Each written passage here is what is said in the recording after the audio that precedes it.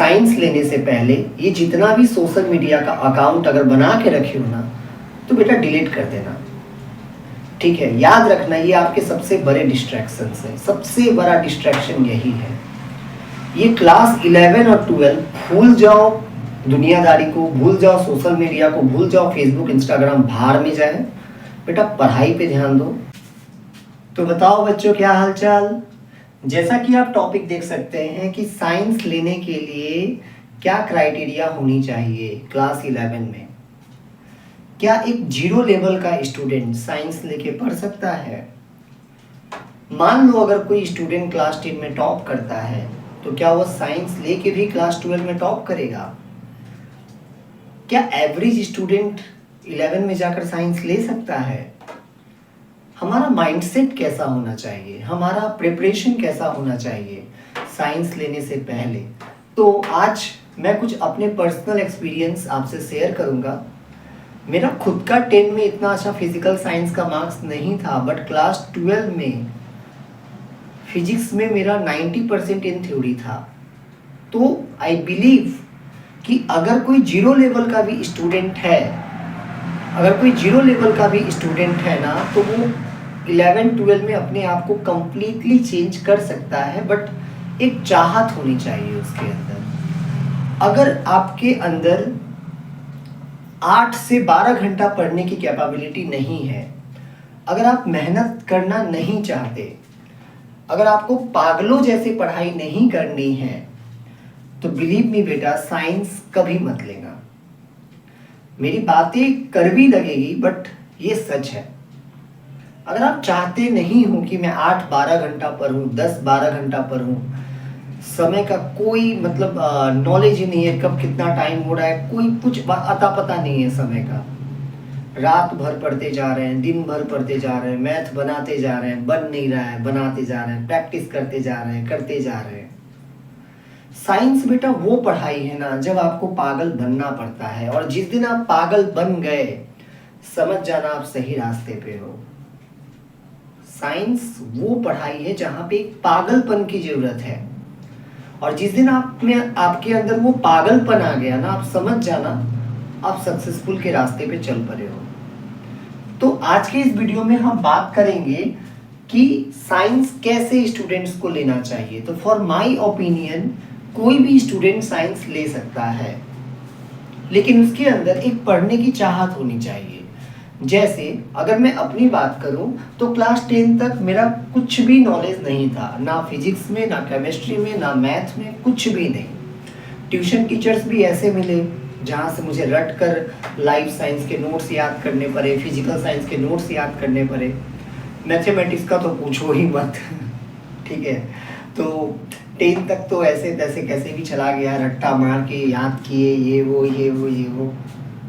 11 में गया तो एक्चुअली होता क्या है कि जो बंगाल बोर्ड का स्टूडेंट्स होता है, या तो वो बंगला में पढ़ते हैं या तो हिंदी में पढ़ते हैं, मतलब क्लास 10 तक। मतलब जैसे हम सरकारी स्कूल से थे तो हम हिंदी में पढ़ते थे क्लास 10 तक, तो अचानक से क्लास 11 में साइंस लेने के बाद सब कुछ इंग्लिश हो जाता है, तो ये बहुत टफ होता है हमारे लिए, जो हम बचपन से हिंदी में पढ़ते आए क्लास 1 से 10 तक, और अचानक से मेरे सामने क्लास 11 में इंग्लिश आ गया, सारा वर्सन इंग्लिश वर्जन में आ गया, बंगला तो आता नहीं था। तो ये बहुत मुश्किलें आ जाती है। एक तो इंग्लिश समझ में आता नहीं था 1 से 10 तक उतना, क्योंकि वो इंग्लिश केवल एक सब्जेक्ट था। उसके अलावा जो भी मान लो अगर 6 सब्जेक्ट हमारे जैसे बंगाल बोर्ड में होता क्या है कि क्लास 10 में 7 सब्जेक्ट होता है, जिसमें से एक इंग्लिश होता है, और बाकी history, geography, Hindi, English, math, life science, physical science, तो ये सब हिंदी में होता है। तो ये हमारे लिए बहुत प्रॉब्लम्स होता था अचानक से क्लास 11 में जाके इंग्लिश में। तो अगर मैं ईमानदारी से बोलूँ तो मैं बहुत रो कर पढ़ाई किया हूँ क्लास 11 में। मुझे बहुत मुश्किलों का सामना करना पड़ा, क्योंकि मेरा बेसिक कमज़ोर था, बहुत कमज़ोर था, मतलब जीरो था। मुझे फोर्स नहीं पता था, what is mass, what is weight, what is pressure, I don't know anything up to class 10। मैं किसी टीचर की गलती नहीं देना चाहता कि टीचर ने रटवाया, व्हाटएवर, जो भी, हम भी वैसे ही थे। हमने कभी समझने की कोशिश ही नहीं की। हाँ, हो सकता है हमारे समय में यूट्यूब्स का ज़माना नहीं था। जैसे कि मैंने क्लास 10 का एग्ज़ाम दिया है 2013 में, तो उस टाइम ज़्यादा स्मार्टफोन्स वगैरह नहीं थे। तो हमें बस टीचर पे ही हम डिपेंडेंट होते थे। टीचर अगर मान लो आम को इमली बोल रहा है तो हम भी वही सोचते थे, हाँ आम इमली होता है। बट अब अगर मान लो कोई टीचर आपको गलत पढ़ाता भी है तो then you can search on Google and you can cross question too, मतलब आप क्रॉस क्वेश्चन कर सकते हैं, राइट। बट हमारे समय वैसा नहीं होता था।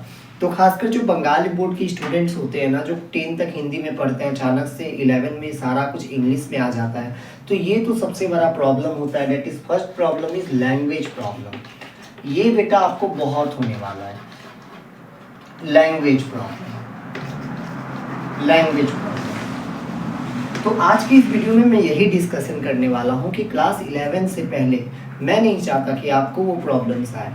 तो कृपया इस टॉपिक पे गौर करना। अपना इंग्लिश का जो लेवल है ना, जैसे कि मेरी खुद की बात करो तो मेरा इंग्लिश में बहुत कमज़ोर था। मैं 30 नंबर लाया था लिख के, ठीक है।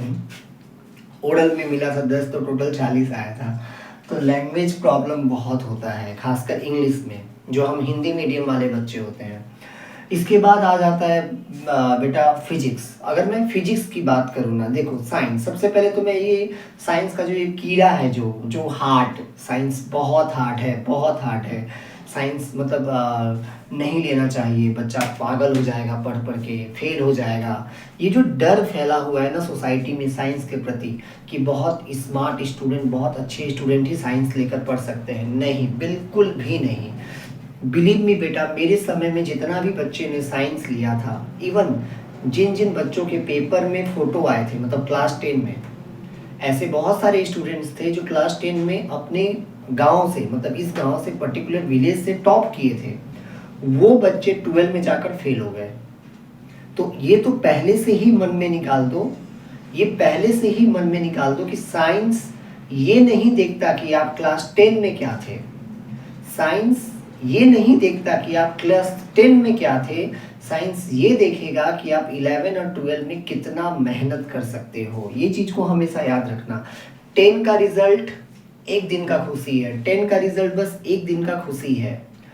उस खुशी को ये सोच लेना कि 10 के रिजल्ट के बेसिस पे मैं साइंस ले, जैसे मान लो फॉर एग्जांपल मेरा 10 में 90% अगर आ गया, और फिर मैं अगर ये सोच लूँ कि हाँ मैं साइंस लेके पढ़ सकता हूँ और मैं साइंस में भी टॉप करूँगा, मैं वहाँ भी 80-90% लाऊंगा, तो बेटा ये सबसे बड़ा रॉन्ग बिलीव है। ये याद रखना हमेशा, क्योंकि मैंने बहुत सारे स्टूडेंट्स को ऐसे देखे हैं जो क्लास 10 में टॉप करते थे, मैथ में 92 लाते थे, 95 लाते थे। उन्हीं बच्चा का क्लास 12 मैथमेटिक्स में 4 नंबर आया था। क्यों? Due to over confident. खासकर वही बच्चे फेल होते हैं ना जो 10 में बहुत अच्छा स्कोर करते हैं, और टॉप वो बच्चे करते हैं जो 10 में बहुत कम स्कोर करके बहुत हिम्मत लेके साइंस करते हैं, साइंस लेते हैं, और बहुत मतलब एक चाहत रखते हैं कि नहीं मुझे कुछ करना है, मैं मेहनत करूँगा, और वही बच्चे टॉप करते हैं। तो ये याद रखना, पहले अपने मन से ये निकाल देना कि 10 का रिजल्ट साइंस के रिजल्ट को या क्लास 12 के रिजल्ट को रिलेट करता है या लिंक करता है। कुछ नहीं करता। साइंस में कुछ नहीं, आर्ट्स कॉमर्स में होता होगा, मुझे नहीं पता। साइंस में ऐसा कुछ नहीं है। 11-12 का पढ़ाई बिल्कुल अलग है बेटा, आप एकदम अलग दुनिया में जाने वाले हो, ये समझ लो। अगर मैं वो हार्डनेस की कीड़ा की बात करूं कि साइंस से हार्ड कुछ नहीं है, तो ये सबसे मतलब बड़ा रॉन्ग बिलीव है बेटा। साइंस से ईजी स्ट्रीम कोई नहीं है। मैं personally as a science student मैं बोलना चाहता हूँ कि साइंस से ज़्यादा इजी स्ट्रीम कुछ नहीं है। अगर आप फिजिक्स को समझ गए ना, बिलीव मी, फिजिक्स से प्यार हो जाएगा आपको, क्योंकि पूरा दुनिया फिजिक्स में है। ये इस यूनिवर्स में जितने भी लॉज हैं ना, ये सबको हम फिजिक्स में पढ़ने वाले हैं। अगर आप फिजिक्स समझ गए ना, जैसे मैं अभी खड़ा हूँ, अगर मैं चलूँगा तो इसके पीछे भी फिजिक्स है। आप मुझे देख रहे हो, इसके पीछे भी फिजिक्स है, ठीक है। ये जो मैं चौक से इस बोर्ड पे लिख रहा हूँ ना, इसके पीछे भी फिजिक्स है। आप जिस रूम में बैठ के जिस पंखा का हवा खा रहे हो ना, वो भी फिजिक्स के, उसके पीछे भी फिजिक्स है। तो बेटा फिजिक्स को अगर आप समझ गए ना तो वो बहुत इंटरेस्टिंग है, और नहीं समझे तो बहुत हार्ड है फिर। ये याद रखना। इसके बाद केमिस्ट्री की अगर हम बात करें, केमिस्ट्री होता तो इतना है लेकिन काम की चीज़ें केवल इतनी होती है। तो मेनली फोकस आपको फिजिक्स पे करना है और मैथमेटिक्स पे करना है, ठीक है। Chemistry it may be depends upon your teacher, but as a physics teacher मैं यही बोलूँगा बेटा फिजिक्स पे ज़्यादा ध्यान देना, और मैथमेटिक्स आपको रेगुलर प्रैक्टिस करनी पड़ेगी। और अगर हम बात करें साइंस से पहले क्लास 10 तक हमें एटलीस्ट क्या नॉलेज होना चाहिए। जैसे मैंने आपको बताया कि मुझे बहुत प्रॉब्लम्स आई थी क्लास 10 तक, क्योंकि मेरा लेवल 0 था। तो जहाँ तक अब इतने सालों बाद, जैसे मेरा क्लास 12 हुआ था बेटा 2015 में मैंने क्लास 12 पास करी थी, तो ये 9 सालों बाद अगर मैं कुछ एक्सपीरियंस शेयर करना चाहूँ तो बेटा ये कुछ टॉपिक्स है जो मैं बता रहा हूँ, ध्यान से वीडियो पॉज करके लिख भी लेना। ये टॉपिक्स अगर आपके स्ट्रॉन्ग है ना तो आपको साइंस में मतलब ज़्यादा प्रॉब्लम फेस नहीं करना पड़ेगा आपको, अगर ये टॉपिक्स आपके स्ट्रॉन्ग है। पहला बेटा मास, दूसरा आपका वेट, तीसरा फोर्स, प्रेशर, और Newton's laws of motion, physical quantities, momentum, energy, heat, power, electricity आप क्लास 10 में थोड़ा बहुत पढ़ोगे तो वो बेसिक नॉलेज होना चाहिए। Charge, electric current and area, volume, ये बेसिक नॉलेज आपके पास होना चाहिए कि मोमेंटम क्या है, एनर्जी क्या है, प्रेशर क्या है, फोर्स क्या है, हीट एंड टेम्परेचर क्या है। ये बेसिक नॉलेज आपको होनी चाहिए क्लास 10 तक। 11 में जाने के बाद आप यही सब पढ़ते हो बट इन डेप्थ पढ़ते हो। फर्क ये होता है बेटा, देखो मैं आपको बता रहा हूँ क्लास 11 में कुछ अलग नहीं है, ऐसा नहीं कुछ हम लोग रॉकेट बनाने के बारे में सीखते हैं, कुछ नहीं। जैसे मान लो क्लास 8 में आपने हीट एंड टेम्परेचर पढ़ा था, अगर आप बंगाल बोर्ड के स्टूडेंट हो तो चैप्टर 2 या 3 आई don't no, but heat and temperature एक चैप्टर है क्लास 8 में साइंस में। तो ये चैप्टर जो है हीट एंड टेम्परेचर आप क्लास 11 में भी पढ़ोगे बट वहाँ इन डेप्थ पढ़ोगे। जैसे थर्मोडायनेमिक्स क्लास 11 फिजिक्स, तो थर्मोडायनेमिक्स में हमें टेम्परेचर का कंसेप्ट मिलता है, व्हाट एग्जैक्टली इज टेम्परेचर, जहाँ पे 0th लॉ है, फर्स्ट लॉ ऑफ थर्मोडायनेमिक्स है, तो हम ये सब पढ़ते हैं। तो मेरा मतलब ये था कि देखो मान लो अगर आप साइंस लेके पढ़ने वाले हो ना तो कुछ बेसिक टॉपिक्स जैसे मैंने बताया, momentum, energy, power, electric current, force, pressure, Newton's laws of motion, distance, displacement, velocity, acceleration, आपको एक्सेलरेशन भी पता होना चाहिए। तो ये सब कुछ टॉपिक्स है जिसमें आपका कंसेप्ट स्ट्रांग होना चाहिए, तो आप सोच सकते हो कि आपको 11 में प्रॉब्लम्स नहीं आएंगे। अगर मान लो सपोज आपका भी लेवल 0 है, जैसे मेरा था, आपका भी लेवल 0, आप कुछ नहीं जानते हो, तो बेटा आपको बदलना पड़ेगा, आपको चेंज होना पड़ेगा, ठीक है। क्योंकि कई बच्चे ऐसा होते हैं जिनका लेवल 0 होता है और वो सोचते हैं कि नहीं मैं साइंस लूँगा या मैं साइंस लूँगी, लेकिन वो अपने आप को बदलते नहीं। एंड फॉर माई ओपिनियन बेटा, साइंस लेने से पहले ये जितना भी सोशल मीडिया का अकाउंट अगर बना के रखे हो ना तो बेटा डिलीट कर देना, ठीक है। याद रखना ये आपके सबसे बड़े डिस्ट्रैक्शंस हैं, सबसे बड़ा डिस्ट्रैक्शन यही है। ये क्लास 11 और 12 भूल जाओ, दुनियादारी को भूल जाओ, सोशल मीडिया को भूल जाओ, फेसबुक, इंस्टाग्राम बाहर में जाए, बेटा पढ़ाई पे ध्यान दो। अगर ये 2 साल आपने अपने आप को सुधार लिया ना, ये 2 साल साइंस के 2 साल आर्ट्स के 5 साल के बराबर है, याद रखना ये चीज़। साइंस के 2 साल आर्ट्स के 5 साल के बराबर है। आप आर्ट्स में 11-12 पढ़ोगे, फिर कॉलेज का 3 साल करोगे, उसके बाद आप जॉब के लिए अप्लाई कर सकते हो, बट साइंस में आप 11-12 के बाद आप जॉब पा सकते हो even when you don't have voter ID. आप 18 साल के भी नहीं होगे तभी भी आपके पास जॉब होगा आफ्टर टेकिंग साइंस। ये पावर है साइंस का, ये है पावर साइंस का। तो 11-12 में ना अगर आप कड़ी मेहनत कर देते हो, भले ही आपका 10 तक लेवल 0 है, भले ही आपका 10 तक लेवल 0 है, कोई बात नहीं, बट आपको बदलना होगा, आपको अपने आप को कंप्लीटली चेंज करना पड़ेगा। And you have to follow your teacher blindly, because अगर मैं कुछ बोल रहा हूँ तो मैं ऐसे थोड़ी हवा में तीर मार रहा हूँ, मैंने वो जीवन देखा है ना, उस मोमेंट से मैं गुजर के आया हूँ, तब बोल रहा हूँ। ऐसा नहीं कि मैं आर्ट्स या कॉमर्स का स्टूडेंट हूँ और आके यहाँ पे लेक्चर दे रहा हूँ, नहीं। मैं भी जीरो लेवल पे था क्लास 10 में, and in class 12 I was top in my school. मुझे खुद भी आश्चर्य हुआ था, मैं कभी स्कूल गया ही नहीं 11-12 में। मैं बिलीव करता हूँ बेटा, भले ही आपका 10 तक लेवल जीरो है,